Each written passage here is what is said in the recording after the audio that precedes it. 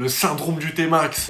Touché par la fièvre du shooter, je n'hésite pas à me prendre pour Antonio Ferrara lorsque je croise le regard de quelqu'un. Tu vois forcément ce que c'est. Tu sais, à la base, c'est un gars qui est en train de faire ses études en droit, tout va très bien, aucun problème avec la justice, ses parents l'aiment, etc. À partir du moment où il monte sur un T-Max, comme si le fait de mettre le contact dans le T-Max, ça activait un truc en lui qui faisait qu'en fait, c'était la vie de bandit, obligatoirement. Mais est-ce que tu connais le syndrome de l'RS3 ?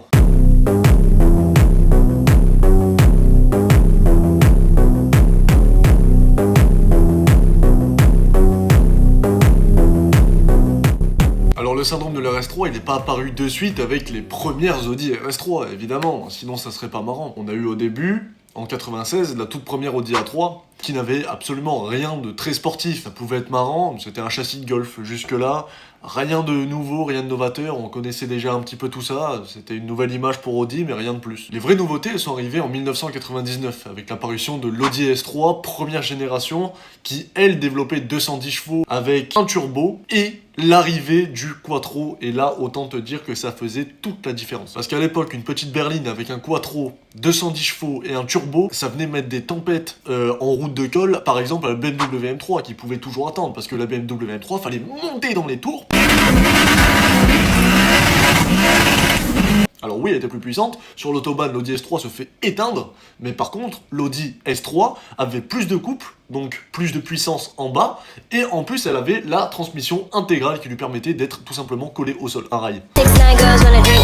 Et là on rentre dans le vif du sujet. En 2011, on a eu l'apparition de l'Audi RS3. Donc ça y est, on est officiellement sur une vraie RS3, et là on a toute la recette pour faire les RS3 qu'on connaît maintenant. 5 cylindres turbo, 2 litres 5, plus de 300 chevaux, transmission intégrale comme d'habitude, sinon c'est pas marrant, avec un son mythique.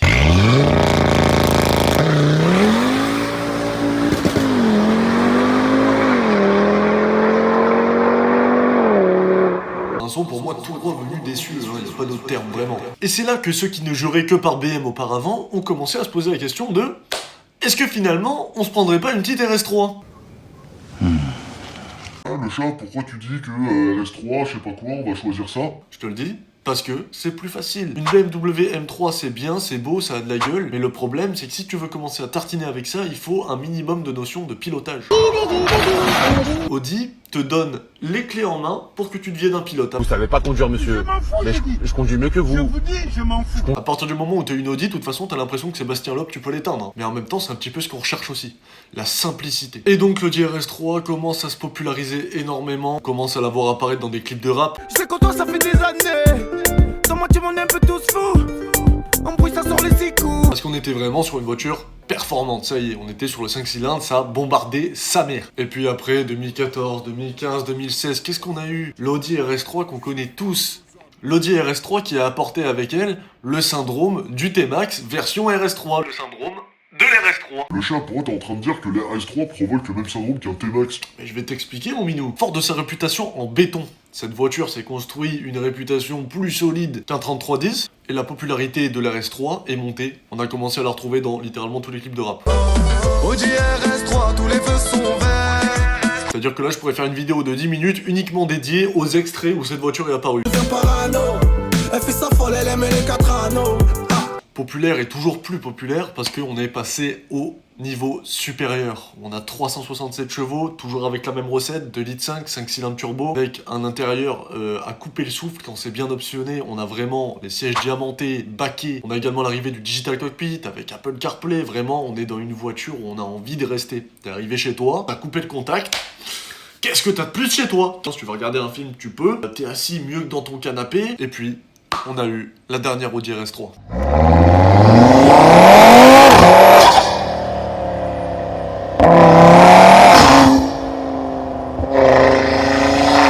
La même recette, mais avec plus de chevaux. De toute façon, c'est pas compliqué. Toutes les années, on prend au moins 20 chevaux. À ce rythme-là, en 2040, on sera à 700 chevaux sur les Audi RS3. Et si les RS3 font 700 chevaux, je vous laisse imaginer ce qui va se passer quand le frérot GMK va faire péter des Puro Sangue à 14 000 chevaux de base. Le frérot, il trouvera toujours le moyen de nous faire des prépas à 14 000 chevaux juste après. Il va faire une jeune vidéo chez Mansouri, frérot, et il nous régale.